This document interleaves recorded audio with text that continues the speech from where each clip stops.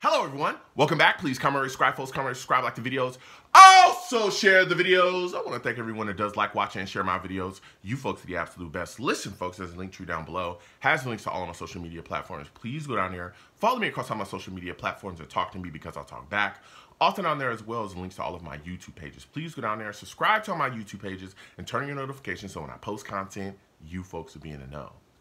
Now with that said and done and put to the side,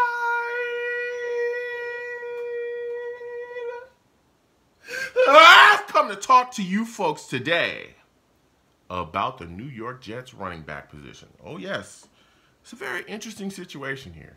All right, with the Jets running back position, there's also a lot of talk. As we know, we're going to be discussing some guys that rumors are swirling about. Dalvin Cook mainly, right? Dalvin Cook here, Dalvin Cook there. Dalvin Cook is coming to the Jets. Dalvin Cook's not coming to the Jets. It's Dalvin Cook mania around this joint, all right? And we're going to be discussing that as well as we break down the New York Jets running back position. Now, I'm going to start off first with Breece Hall because Breece Hall is kind of like an integral cog here, an integral piece that what's going on with him opens up the possibilities for other things that we could see the New York Jets do and moves that they can make to help the running back position. So now listen, Breece Hall had a phenomenal season before he went down with his ACL injury, right? I mean, this guy was literally carrying the New York Jets offense. If you don't believe me, go back and watch, the games before he went down. The Jets offense was hot and rolling when we was giving him the ball, and he was just going out there and doing his thing. He had big games against Pittsburgh, Miami, the Packers. He had, was having a solid game against the Broncos. I believe that's the game where he tore his ACL, and he was just looking crazy out there. He was looking like he was going to be the offensive rookie of the year, right? And I believe he would have been if he hadn't have gone down. Even Garrett Wilson, who actually did end up winning the offensive rookie of the year, even he talked about like, yeah, Breece would have took it because Breece was cold and he was out there doing his business, right? So when you look at the situation, Breece was so good. He was so good that even though he got hurt earlier in the season, he still finished the New York Jets leading rusher for the season. It's insane. It's insane. He was still the Jets' leading rusher when the season ended, even though he had got hurt earlier in the season. So when you look at the situation with Breece Hall, my big question is, how does he come back from this ACL tear? All right, that's big.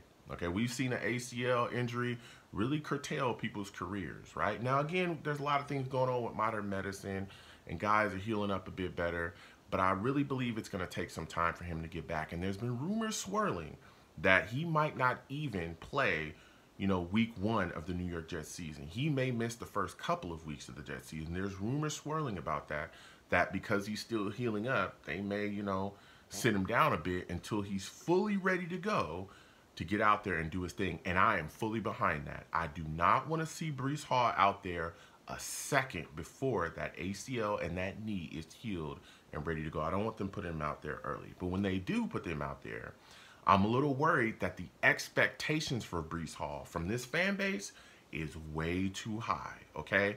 And the reason why I say that is I watched Carl Lawson come back from an ACL injury and people destroyed him. Even though I thought he played extremely well this past season, he came back from an injury and boy, oh boy, was there problems.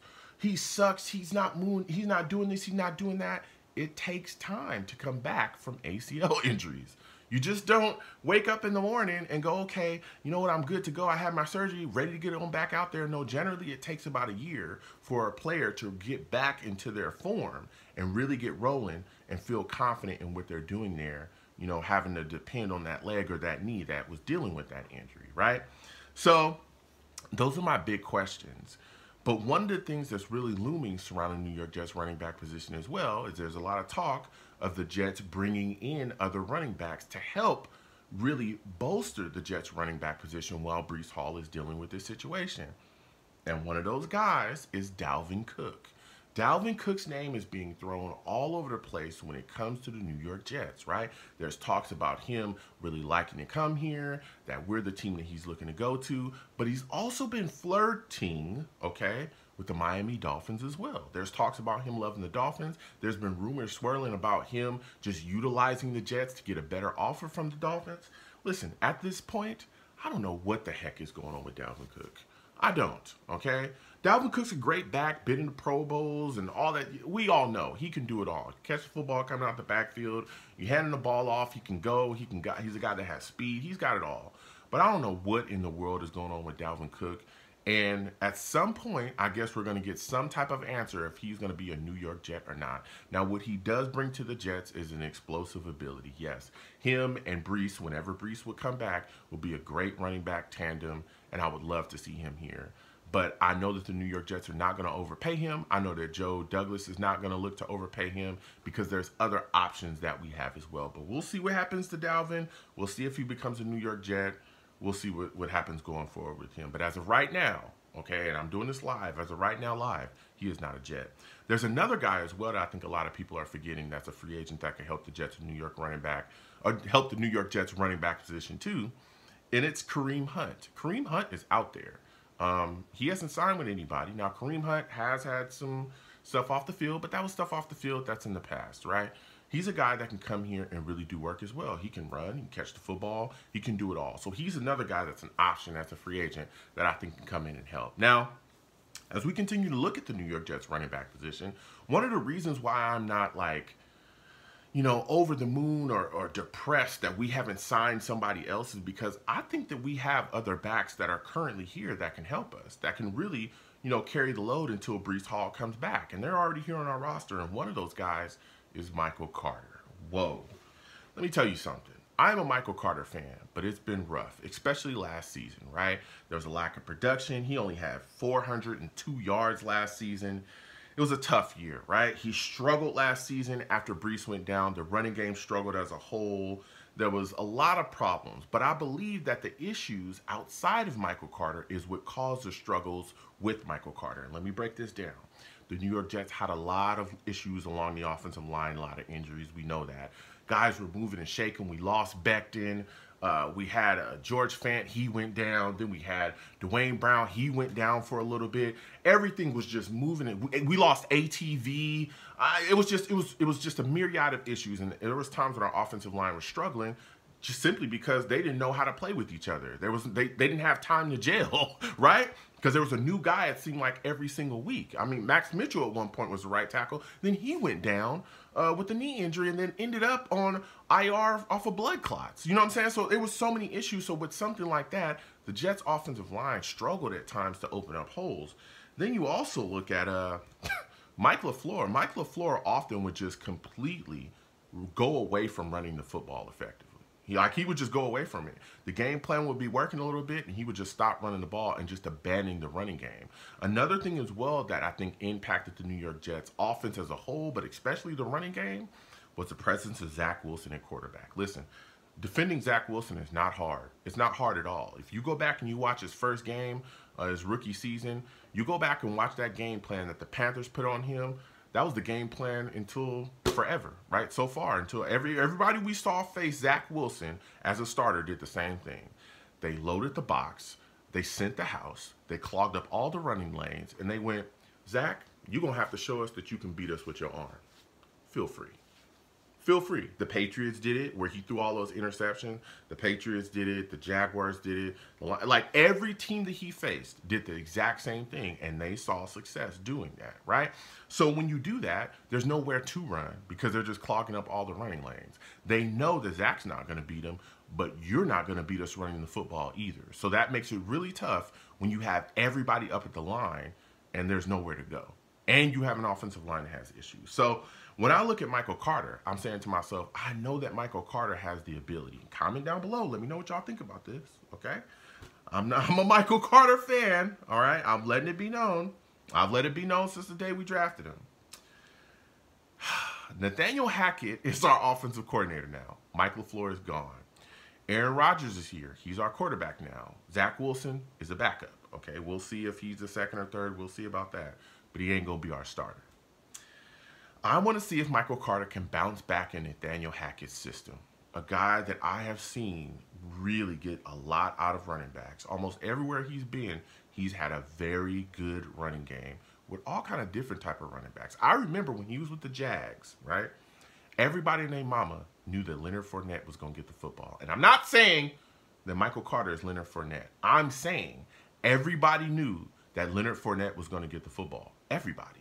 Me, the guy that was serving popcorn, the people that were taking tickets, the janitors that were cleaning the bathrooms, even the people that were cleaning the stadium knew that Leonard Fournette was going to get the ball, and there was nothing nobody could do about it. So if he can scheme, right, to ensure that Michael Carter is getting the football in his hands and putting him in positions to win, Michael Carter can go a long way. We saw Michael Carter, right, put on a performance against the Bengals with Mike White one season, and he was the single sole reason we won that football game. He was catching the ball coming out the backfield. They were handing the ball off to him. He was ripping a lot of runs. He had a big-time impact. Michael Carter has the talent.